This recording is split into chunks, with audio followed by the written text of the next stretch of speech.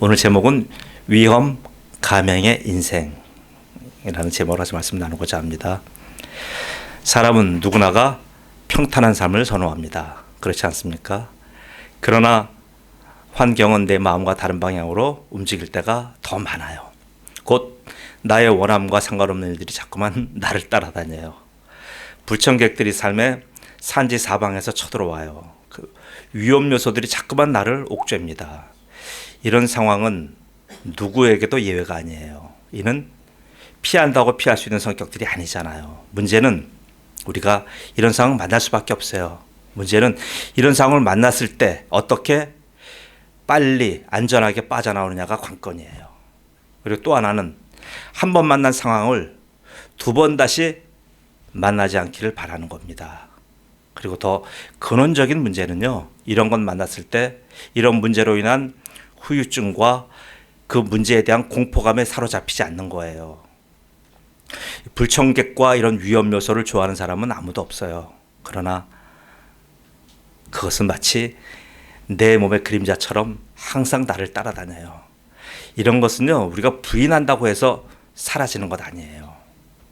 지혜로운 사람들은 사실 그 사실을 직시하는 사람들이에요.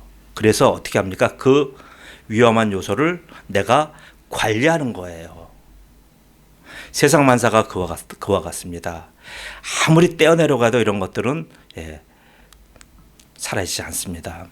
오늘 본문의 야곱은 우리가 겪는 그런 문제에 야곱도 동일하게 겪었어요. 그래서 야곱이 늘 머리가 아팠어요. 단 하루도 그에게 평안한 날이 없을 정도입니다. 얼마나 자기의 삶이 힘들었는지 그가 나이가 130대에 세계 대제국의 왕 바로 왕 앞에서 자기의 인생을 한 줄로 총평한 게 있어요. 창세기 40장 9절은 뭐라고 얘기하냐면 야곱이 바로에게 아뢰되 내 나그네 길의 세월이 130년이니이다. 내 나이가 얼마 못 되니 우리 조상의 나그네 길의 연조에 미치지 못하나 험악한 세월을 보내었나이다. 이렇게 얘기하는 거예요. 보세요. 어디 한 군데 정착하지 못하고 130년을 떠돌아다닌 겁니다. 또 기간만 그런 것이 아니에요. 삶의 내용은 더 형편없었어요. 뭐라고 고백하냐면 내 인생은 험악한 인생이었습니다. 고백해요. 이 험악한 인생이라는 뜻은 뭐냐면요, 원어적인 의미로 보면 나쁜 일, 악한 일들이 가득가득 넘치는 그런 지나온 세월이라는 의미예요. 그러나 130대 돼서 그걸만 끝났습니까? 아니요. 여기서부터요, 앞으로 17년을 더 살아요. 10년을 더 사는데도 불구하고 어디서 살합니까? 자기 고향에서 산 것도 아니에요. 자기의 자란 출생지로 간 것도 아니에요. 부모들이 계신 곳으로 간 것도 아니잖아요. 여전히 나그네 삶을 살았습니다. 그 나그네 삶에 대한 원통함이 있어요. 그러니까 자식들한테 유언할 때 뭐라 그래요? 창세기 40장 30절에 내가 조상들과 함께 눕거든 너는 나를 애굽에서 메어다가 조상의 묘지에 나를 장사하라.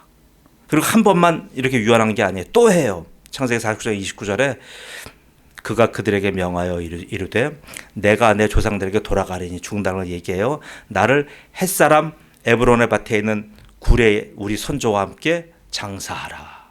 그러니까 아버지 이삭, 할아버지 아브라함이 묻힌 그곳에 자기도 묻히게 해달라는 얘기예요. 보세요. 비로소 이제 노숙자 생활이 끝난 것을 의미합니다. 자, 이토록 야곱의 일생 내내 험악했습니다. 그러나 여러분, 우리가 한번 생각해 볼 필요가 있어요. 험악하다고 해서 그것이 전부 다 불행하다고 하는 의미는 아니에요. 놓치지 마십시오. 야곱의 인생이 험악한 건 사실이지만 험악하다고 해서 그것이 실패했다는 의미도 아니에요. 그가 비록 험악한 인생을 살았지만 그 속에는 아름다운 종려나무 12그루와 같은 아들들을 키워냈습니다. 인생 험악하다고 해서요 열매가 없는 것 아니에요. 열매가 난 인생 험악했기 때문에 열매가 없다. 그건 핑계입니다. 인생이 험악한 것은요, 나를 둘러싼 내적인 또는 외적인 그런 여러 가지 많은 요인들에서 오는 거잖아요. 그래서 그런 것 때문에 많은 사람들이 핑계대고 주저앉아요. 그러나 야곱은요, 어땠냐면 그것 때문에 오히려 더 번성했어요. 다르잖아요. 이런 차이예요. 위험이 없는 인생이 행복한 것이 아니에요. 그 위험 요소를 이겨내는 인생이 행복한 겁니다. 믿으십니까? 아멘.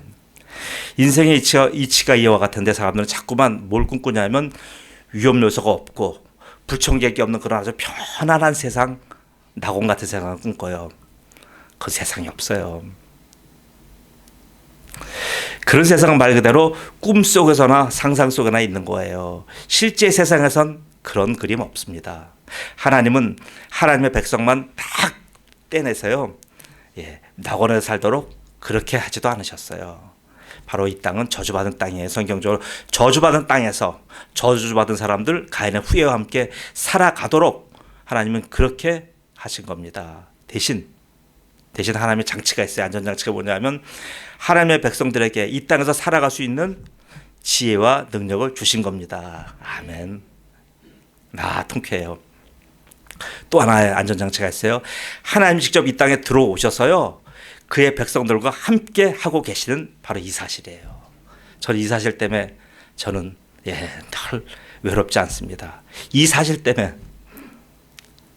저는 한 번도 제가 주님 앞으로 가는 것을 후회한 적이 없습니다. 야곱은 범죄하였습니다. 범죄한 야곱은 아버지의 장막에서 쫓겨나요. 곧 저주받은 땅으로 떨어지는 거예요. 그래서 어떻게 됩니까? 광야를 헤매어 다녀요. 그래서 어느 날 광야를 헤매는 도중에 루스 땅이라고 하는 곳에서 깊은 잠이 듭니다. 이때 하나님은 야곱의 인생에 급히 개입하셔요. 앞으로 야곱이 만날 세상이 만만치가 않기 때문에 그래요. 야곱이 만날 앞으로 사람은 자기 아버지처럼 모든 거 다 알고도 속아 넘어주는 그런 사람이 아니에요. 앞으로 야곱이 만날 사람은요, 보통 사람들이 아니에요. 그래서 하나님이 급하게 야곱에게 앞으로 닥칠 위험을 지금 이겨낼 계시를 주시는 겁니다. 그 계시를 우리는 비전이라고 합니다. 비전은 여러분이 원하시는 물질이 아니에요. 우린 자꾸만 비전 얘기를 하면 물질을 요구해요. 어떤 집, 어떤 부동산, 어떤 보이는 가치, 어떤 돈, 이런 거로 자꾸만 환산해요. 아니요. 여러분 보세요. 물질은요, 닳고 헤어져요. 닳고 헤어지면 물질은 회생이 안 됩니다. 그러나 비전은 달라요. 비전은 하나님이 주신 특별히 비전은 쇠하지도 않고요, 닳지도 않아요. 그 비전을 왜 그러냐면 심령 속에 넣어두셨기 때문에 그래요. 심령 속에 넣어뒀기 때문에 누구도 뺏어갈 수가 없어요. 제일 안전한 겁니다. 하나님의 백성이 지칠 때마다, 외로울 때마다 그것을 꺼내보라고 하나님은 그 비전을 심령 속에 넣어주신 거예요.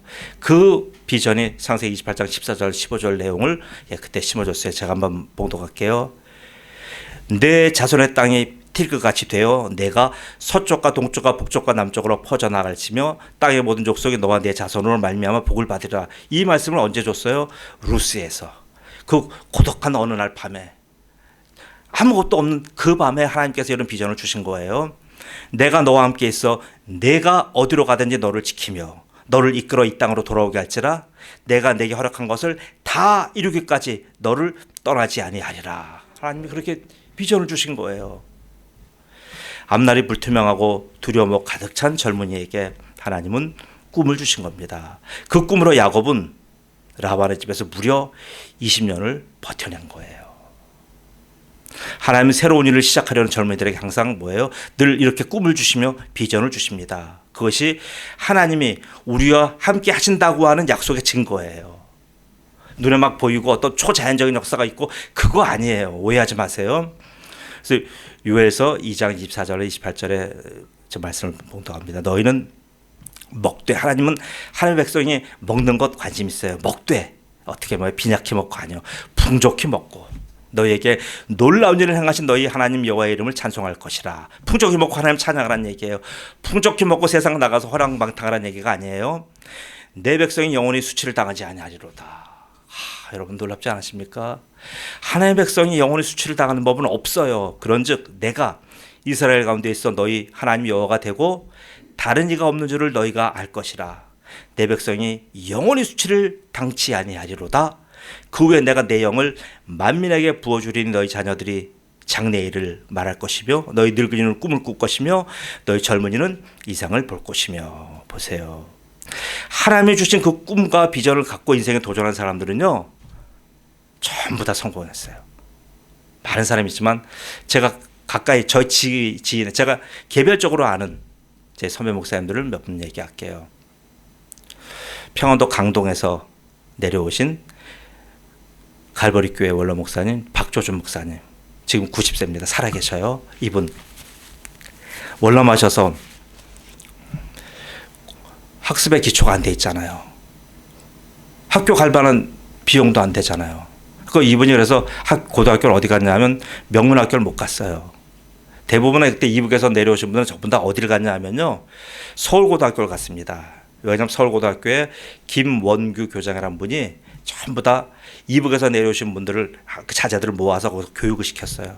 그래서 서울고등학교가 경기에 버금갈 정도로 경복을 제치는 그런 놀라운 역사가 김원규 교장 때문에 일어난 거예요. 다 글로 가는 세상에 박조준 목사님은 학습의 기초가 안 돼서 학교 갈 데가 없어갖고요, 거의 전수학교 비슷한 학교를 갔어요. 그 학교가 어디냐면 우리 그 정덕환 성도님 잘 아실 거예요. 한양대학교 바로 옆에는 사근동에 있는 한영고등학교라는 데를 갔습니다. 거기는 서울에서 모든 시험 다 떨어지면 가는 데가 그 학교예요. 그 학교를 나오셨어요. 그 학교 나와가지고 1회 졸업생이에요. 그분이. 그러면 당연하게 대학을 못 가야 돼요. 근데 이분이 어딜 갔어요? 서울대 물리대 갔어요. 보세요. 하나님의 꿈과 비전이 있는 사람은 달라요. 어디다 갖다 놔도 달라요. 또 저희 스승 한 분입니다. 11살 때 평양에서 내려오신 분이 있어요. 할렐루야 원로 목사님 김상문 목사님, 지금 살아계셔요. 88세십니다. 또 12살에 신의주에서 혼자서 걸어서 도보로 내려온 저희 스승 김명영 목사님 계셔요. 그분 작년에 돌아가셨습니다. 보세요.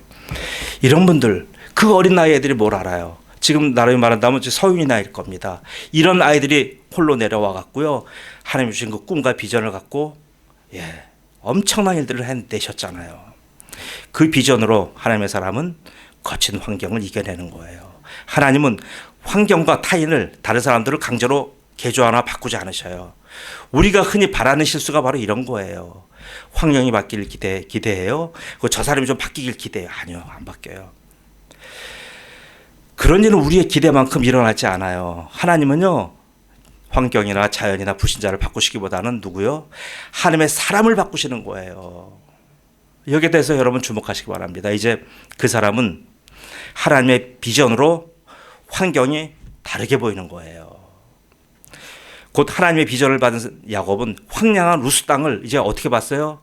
하나님이 함께 계시는 하나님의 집, 하나님과 내가 만날 수 있는 터전, 바로 베델로 본 겁니다.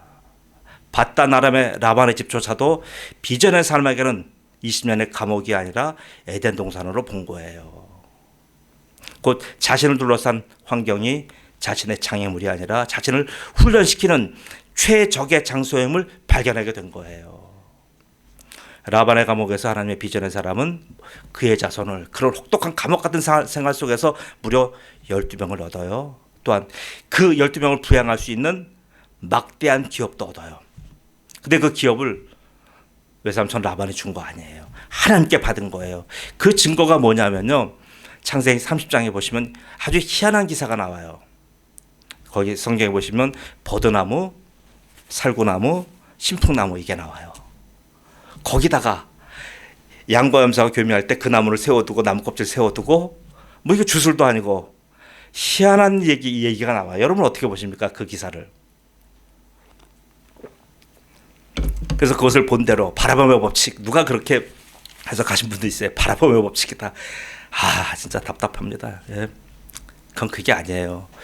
그건 지금 우리 말하는 포플러 나무, 아몬드 나무, 플라타나스 나무 가지를 거기다 세워두고 그 양들과 염소가 먹는 그 개천물 거기 구유에 이렇게 세워둔 사건이에요. 자, 이건 뭘 말하냐면요, 그런 하나님이 산업을 주시는 이런 엄청난 축복은요, 자연이나 초자연이 주역이 아니라고 하는 의미를 말하는 거예요. 양과 염소도 주역이 아니에요. 양과 염소가 갑자기 튼튼해서 얼룩지고 아롱진 것들이 갑자기 튼튼해서 걔네들만 출산자라, 그런 의미가 아니에요. 이 사건은요, 누가 이 사건을 주동하느냐의 문제이며 그 사건의 배후에서 누가 역사하느냐의 문제입니다. 곧 이 사건은 야곱이 주동했으며 하나님이 배후에서 역사하신 사건이에요. 여러분, 이 똑같은 사건을요, 하나님께 비전을 받지 않은 사람이 똑같은 사건을 해요? 라반이나 라반의 아들들이 해요? 그런 기적이 일어납니까? 안 일어나요. 오직 하나님의 꿈과 하나님의 비전을 가진 사람만이 할 때 그런 역사가 일어나는 거예요. 그러면 초자연적인 역사가 주인공입니까? 아니에요. 하나님이 주역이신 거예요. 왜? 저들에게는 하나님의 비전이 주어지지 않았기 때문에 그래요. 자, 비전이 없는 사람은 어떻게 살아갑니까? 자기 멋대로 살아가요. 제 방식이 법이에요. 자기 생각이 원리예요. 잠언 29장 18절에 그런 사람에 대해서 하는 말이 있어요. 묵시가 없으면 백성이 방자히 행하거니와 율법을 지키는 자는 복이 있느니라. 보세요. 야곱을 20년간 지킨 힘이 바로 베델에서 그 밤에만 하나님이 알려주셨던 그 베델의 그 비전이었던 거예요. 이제 야곱은 그 베델의 그 비전에서 모든 것이 다 이루어졌지만 아직 이루어지지 않은 것이 하나 있어요. 그 마지막 사명을 이행할 때가 온 거예요. 왔지만 야곱은 그것을 행할 능력이 아무것도 없는 거예요. 그래서 그때 하나님의 다시 명령이 주어집니다. 창세기 31장 3절에 뭐라고 주어지냐면 여호와께서 야곱에게 이르시되 내 조상의 땅 내 족속에게로 돌아가라.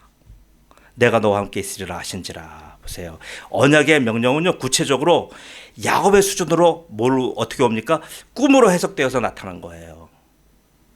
그리고 그 말씀이 다시 창세기 31장 13절에 다시 또 재론돼요. 어떻게 재론되냐면 하나님이 나는 베델의 하나님이라 내가 거기서 기둥에 기름을 붓고 거기서 내게 서원하였으니 베델의 그 밤을 얘기하는 거예요. 지금 일어나.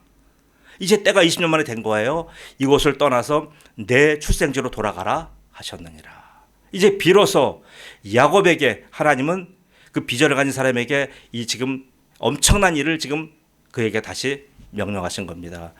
야곱은 20년 만에 다시 비전을 받다나면서 받았어요. 비전이 주어졌기에 그는 이제 일어날 때가 된 겁니다. 그는 움직일 때가 된 거예요. 김명현 목사님이 12살 때 신의주에서 내려올 때 단 하나의 이유 갖고 내려왔어요. 아버지는 신의주에서 목회하시고 황교주 목사님과 같이 목회하시고 어머니는 평양에 계실 때 어머니에게 얘기하고 온 거예요. 저는 공산당의 탄압이 없는 마음껏 예배드리는 나라로 가서 저는 살고 싶습니다. 그러니까 부모가 다 허락해요. 가라. 그 부모도 대단하고 그 아이도 대단하잖아요. 12살짜리 애가 뭘 한다고요. 그래서 홀로 내려와서 보세요. 자기는 그 비전이 있는 사람은 이렇게 움직이는 거예요. 나이, 환경 문제 아니에요. 하나님의 비전은 더 이상 피할 데가 없는 야곱을 이렇게 살려주신 겁니다. 비전이 주어지지 않았기에 야곱은 지금까지 라반의 자리에서 라반의 감옥에서 20년을 버티면서 산 거예요. 그 야곱에게 하나님이 다시 다가오셨어요. 야곱에게 하나님이 나타났다는 사실은 뭡니까? 설렘입니다. 환입니다. 경의입니다. 그 하나님이 오신 거예요. 이제 하나님은 20년 전에 오셔서 그 베델의 그 사건을 야곱에게 말씀하셔요. 야, 20년 전에 너와 내가 이런 일이 있었다. 기억하니? 그리고 야곱에게 하나님이 말씀하시면서 단호하게 명령하셔요. 너는 베델에 그 하나님에게로 올라가라. 이 말씀을 하시는 거예요. 이제 구체적으로 모든 명령이 주어진 거예요. 군대 사령관으로부터 지휘관 통해서 이제 명령이 주어진 겁니다. 자, 처음에 원론적인 계시에서 이제는 구체적인 작전 명령까지 주어진 겁니다. 그 작전 명령을 비전으로 받은 야곱은 이제 비로소 이제 행동하는 거예요. 자, 이제 야곱의 삶은 뭐예요? 자신의 계획이 이끄는 삶이 아니에요. 이제는 하나님의 비전이 이끄는 삶이 된 겁니다. 야곱은 그간 잊고 지냈던 베델의 그 하나님을 지금 생각하는 거예요. 그 밤에 나타나셔서 비전으로 인도하셨던 하나님, 그 하나님을 이제 야곱은 경외로 바라보는 겁니다. 그래서 야곱은 4명의 아내와 11명의 아들, 한 명은 이제 배 속에 있고요. 11명의 아이들, 그리고 수많은 일꾼들과 엄청난 가축들을 이끌고 바단 아람을 떠나요. 목적지는 어디예요? 내 조상의 땅, 내 족속의 땅이에요. 그리고 야곱의 출생지예요. 이곳으로 가는데 갈 때와 그리고 이 바단을 올 때의 경로가 달라요. 자, 야곱이 바단 아람을 떠나서 브엘세바를 떠나서 바단 아람까지 올 때는 어디로 왔냐면 혼자 왔어요. 그때는 혼자 올 때는 바로 중앙 산지길로 왔어요. 우리로 말하면 태백산맥을 걸어서 간 겁니다. 평균 고도 800m 되는 그 고지를 쭉 걸어서 간 거예요. 바로 이 길을 뭐라고 표현하냐면 이 길은 아버지 이삭도 다녔고 할아버지 아브라함도 다녔던 길이에요. 그래서 그 길의 이름은 족장길이에요. 자, 왜요? 왜 하나님은 야곱을 그 다 망해서 도망가는 야곱을 족장길로 인도하셨습니까? 바로 그것은 앞으로 야곱을 향한 하나님의 계획을 말씀하는 거예요. 그에 대한 하나님의 언약의 인도를 말씀하시는 거예요. 내가 너를 족장으로 세웠다. 너의 지금 이 가는 길은 도피의 길, 도망의 길, 실패한 길이 아니라 내가 너를 족장으로 훈련하는 길이다라고 하는 의미예요. 그래서 이 족장의 훈련을 이제 가서 받다라면서 라반의 집에서 20년을 마쳤습니다. 그리고 이제 그를 제3대 족장으로 세우기 위해서 다시 조상의 땅으로 불러들이는 거예요. 그래서 그는 모든 식솔들을 이끌고 조상의 땅으로 이제 내려와요. 오는 길이 달라요. 오는 길은 뭡니까?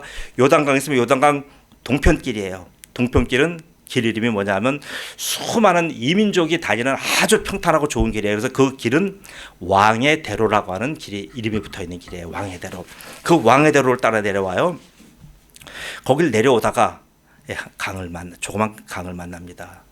이 강은 바로 이 야복강이라고 하는 강이에요.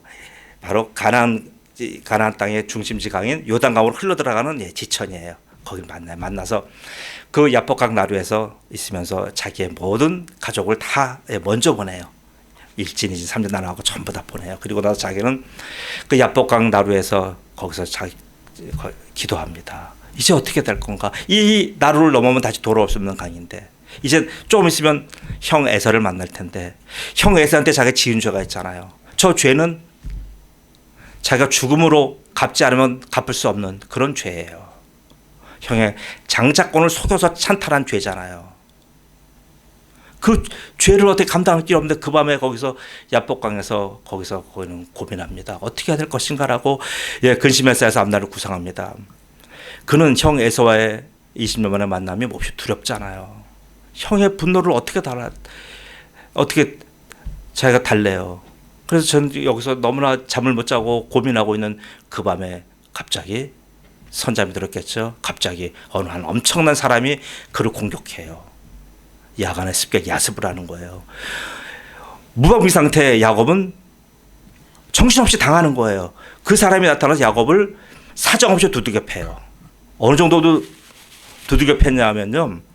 허벅지 관절이 골절되도록 두들겨 팬 거예요. 여기서 지금 말이 성경이 허벅지 관절이라고 얘기했지 실제로는 골반을 얘기하는 거예요. 골반은 뭐예요? 골반은 상체와 하체를 연결해주는 허브잖아요. 그래서 골반이 무너진다는 것은요.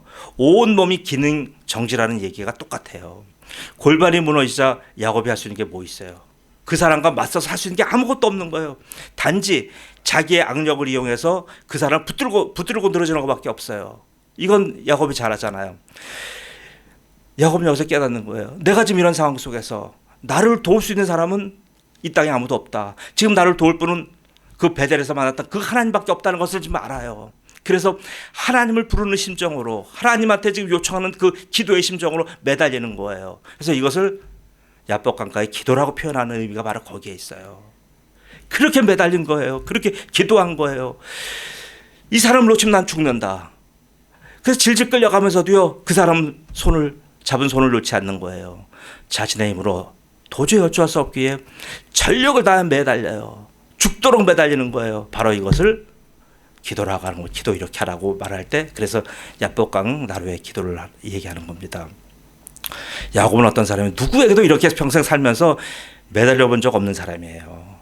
배짱과 자기의 지략과 꾀가 많은 사람이에요. 인생에서 처음으로 이렇게 하나님께 매어달린 겁니다. 그렇게 매어달린 야곱에게 하나님은 그 천사를 통하여 드디어 하나님은 그에게 항복을 하셔요. 하나님이 항복하시는 의미는 뭡니까? 바로 그에게 축복해 주시는 거예요. 야, 도저히 안 되겠다. 내가 너한테 그래 축복해 주고 가마. 3가지 복을 주세요. 오늘 그 말씀을 드리고 말씀을 마치겠습니다. 첫 번째, 오늘 야곱에게 준 첫 번째 축복입니다. 바로 첫 번째 축복은 새로운 성품이에요. 저한테 제발 좀 그런 소리 하지 마세요. 예수님 아무리 믿어도 성품 안 바뀌어요. 그런 얘기 하지 마세요. 왜 성품이 안 바뀝니까? 하나님이 안 계시다면 성품 안 바뀌죠. 하나님 살아 계셔요. 전능하신 하나님이에요. 왜 성품이 안 바뀝니까? 여기 보세요. 첫 번째 축복은 새로운 성품을 주신 거예요. 오늘 28절 상반절 같이 한번 읽겠습니다. 자, 시작. 그가 이르되 내 이름을 다시는 야곱이라 부를 것이 아니요 이스라엘이라 부를 것이니. 보세요. 야곱이 아니에요. 이제 이스라엘이에요. 새로운 성품을 상징하는 이름이 바로 뭐예요? 바로 이름을 바꿔주는 거예요. 성품이 바뀌었다는 것을 어떻게 우리가 표현할 말이 없잖아요. 성품은 우리 내 속에 있는 건데 그 성품이 야 네가 어제가 어느 A타입이었는데 오늘부터 내가 B타입으로 바꾸겠다. 이게 어떻게 얘기를 할 수가 없어요. 그래서 성경에는요. 이름을 바꿔주는 거예요. 이름을 바꾼다고 하는 건 단지 그 사람의 내가 부르는 호칭만 바뀌는 게 아니고요. 성품이 바뀐다는 의미예요. 오늘 여기서 야곱의 성품을 완전히 바뀌어버려요. 어떻게 해요? 새로운 성품인 그 이스라엘이라는 성품으로 너를 바꿔주겠다. 자, 그래서 계명하기 전에 하나님의 사자가 물어봐요. 도대체 네 이름이 뭐냐? 몰라서 물어봅니까? 그건 무슨 말이냐면 너 도대체 여태까지 인생 어떻게 살아왔니? 이 얘기예요. 그랬더니 저 야곱이에요. 야곱? 그러니까 야곱 들으니까 그래요. 그 말을 야곱도 아는 거예요. 야곱이라는 의미는 뭐예요? 사기꾼이잖아요. 그것만 있는 줄 알아요? 버림받으자라는 의미가 있어요. 또 무단으로 찬탈한 자, 뺏은 자 이런 의미가 있어요. 바로 이게 뭐예요?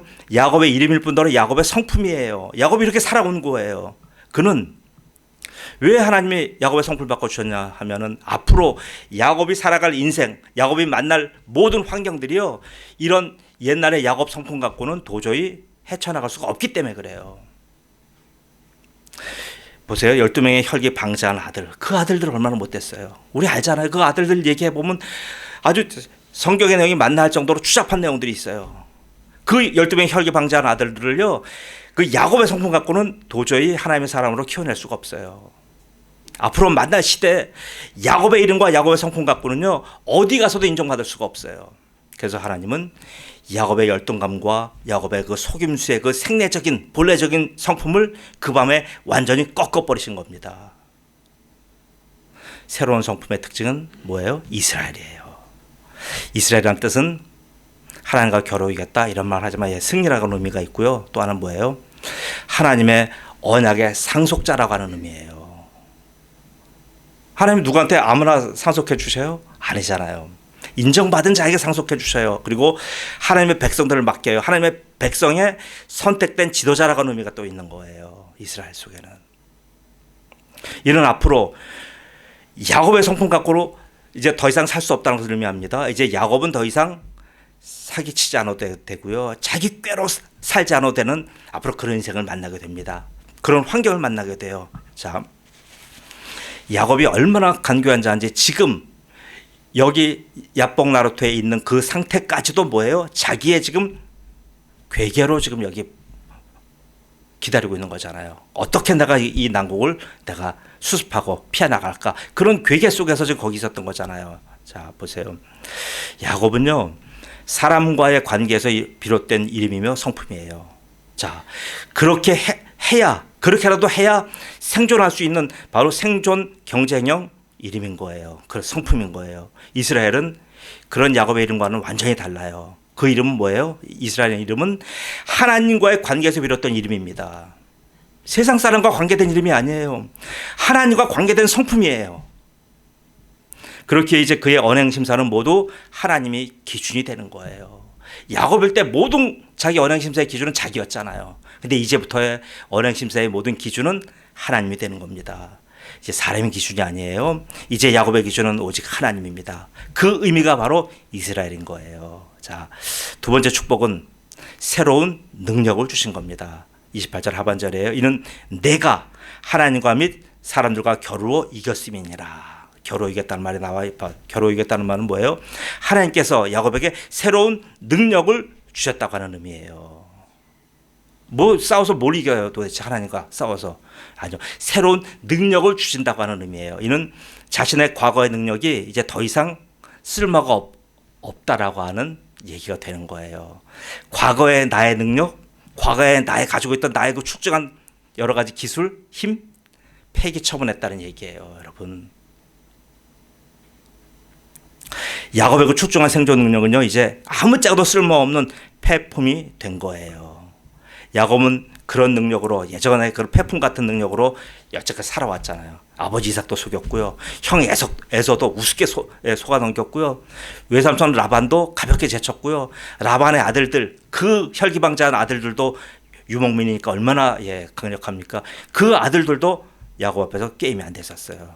한마디로 야곱의 그 사기치고 그 아주 출중한 자기의 가지고도 생내적인 능력은요 국제적이었어요. 아주 독보적이었어요. 탁월했어요. 그런 생존 능력의 야곱이었어요. 근데 저런 야곱의 자랑스러웠던 능력을 하나님은 다 쓰레기장에 갖다가 묻으신 겁니다. 하나님께서 새로운 능력을 주셨다고 하는 것은요 앞으로 야곱 자신의 본래적인 능력으로 너는 살아가는 존재가 아니라고 하는 의미예요. 그렇게 살아갈 수도 없다는 얘기예요. 곧 하나님의 능력을 받아서 이제 살아가는 수동적인 존재가 된 거예요.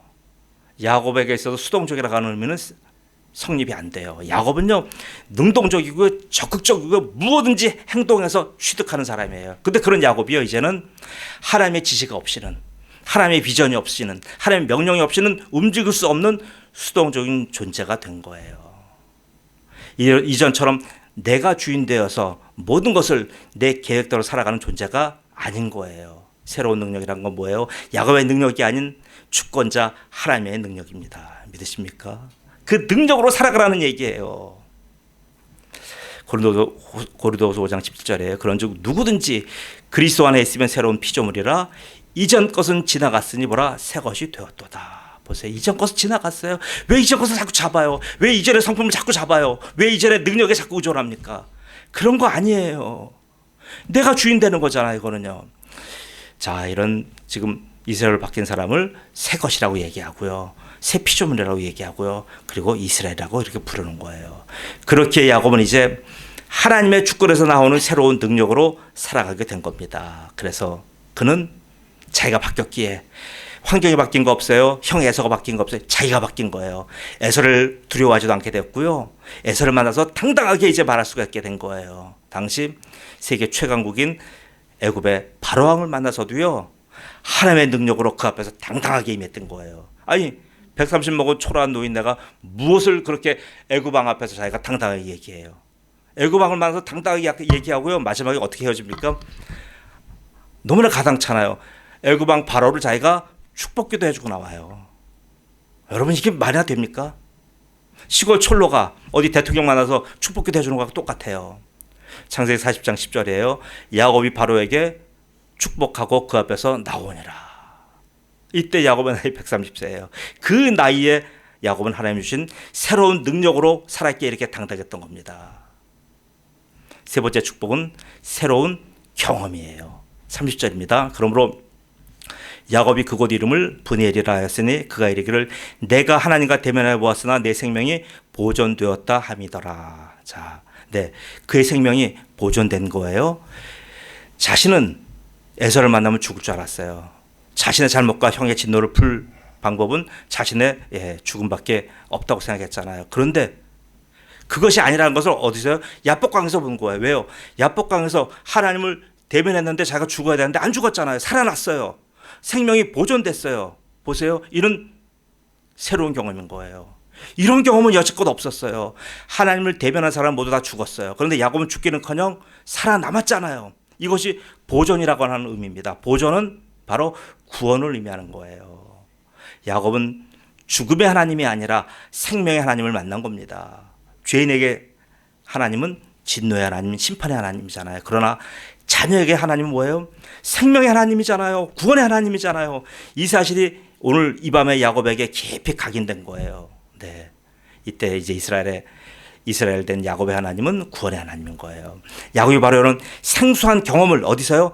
야복강 나루토에서 한 겁니다. 이때 감격이 얼마나 놀랍고 얼마나 기이했던지 이곳의 지명을 야곱은 브니엘, 하나님의 얼굴 그렇게 바꿔서 불렀어요. 자, 사랑하는 우리 성도 여러분, 지금의 사회는 위험을 안고 위험에도 불구하고 아주 세상 속으로 뛰어드는 인생들이 아주 대세인 세상이 됐습니다. 그러나 여러분 하나님 없이 그렇게 용감하게 살다가는요 누가 돼요? 야곱같이 살 수밖에 없어요.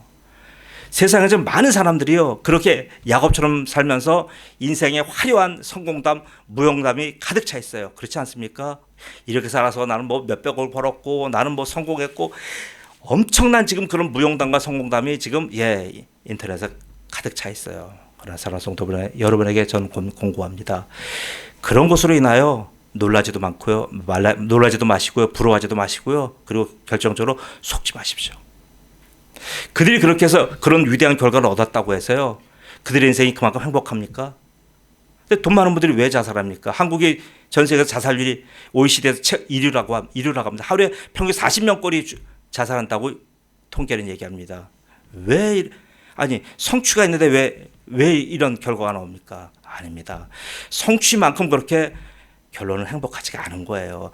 성취와 같이 비례해서 행복하면 좋은데 그렇지가 않은 거예요. 저는 이런 인생들의 우쭐한 성공담과 무용담을 들을 때마다 저는 마음이 아파요. 왜요? 안타까워요.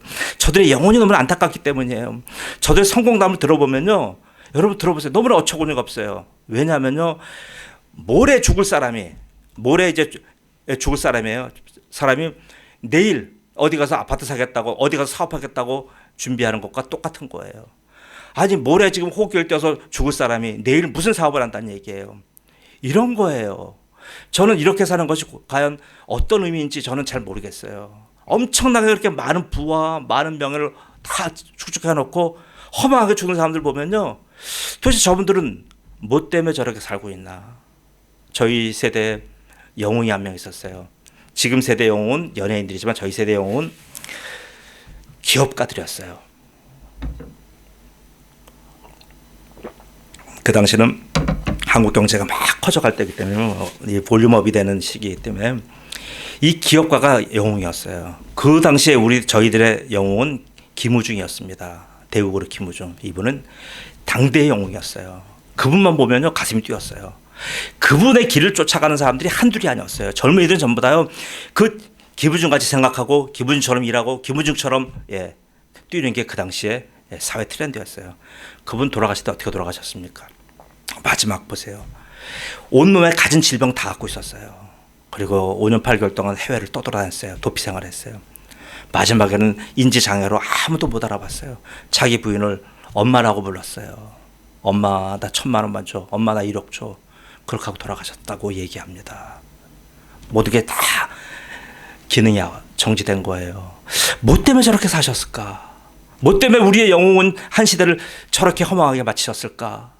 저는 그분 볼 때마다 저희 주위에 대우맨들이 많아갖고요, 김우중 회장을 기리는 사람들의 모임이 많이 있어요. 그들 만날 때마다 그 영웅에 대한 찬사가 많아요. 그러나 저는 그분을 볼 때마다 너무나 안타까운 거예요. 저 천재적인 머리와 저 담력과 담대함 가지고 왜 저렇게 인생을 저렇게밖에 못 사셨나 하는 안타까움이 있어요. 자 보세요.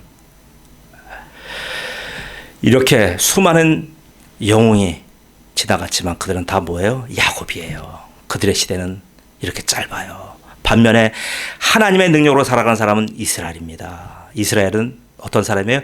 하나님이 보존해 주는 사람이에요. 보존? 구원이라는 뜻이잖아요. 하나님이 구원해 주는 자입니다. 여러분이 바로 이스라엘이에요.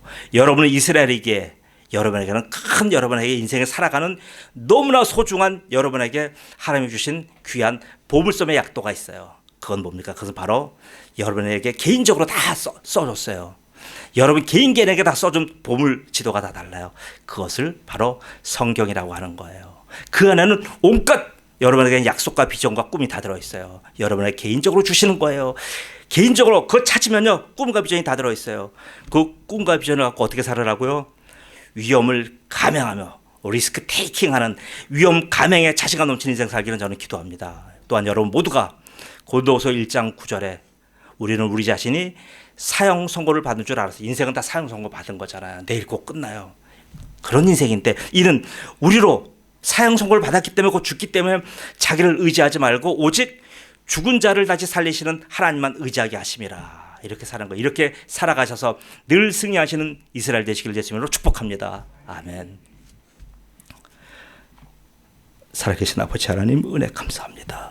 아버지 하나님, 세상의 영웅과 천재들이 하나님 없이 살다가 과거 야곱처럼 그렇게 허망한 삶을 마치는 것을 봅니다. 그런데 아버지 하나님, 우리같이 세상에서 그들과 비교해서 감히 비교도 할 수 없는 저희들을 하나님 너무나 사랑하시고 하나님의 자녀 삼아주시고 하나님의 상속자 삼아주셔서 우리를 야곱이라 하지 아니하시고 우리를 이스라엘이라고 말씀하셔서 우리에게 새로운 성품, 새로운 경험, 새로운 아버지 하나님 우리에게 바로 이를 주신 하나님을 찬양합니다. 그래서 이제 우리는 바로 하나님의 사람이 되어서 남은 인생을 더 이상 예전같이 야곱처럼 살지 않으며 이 이스라엘로 당당하게 누구에게나 바로 승리의 삶을 살아가며 누구에게나 당당하며 누구에게나 축복해주는 위대한 하나님의 종으로 살아가도록 주님 도와주옵소서. 감사하며 예수님의 이름으로 기도드리옵나이다.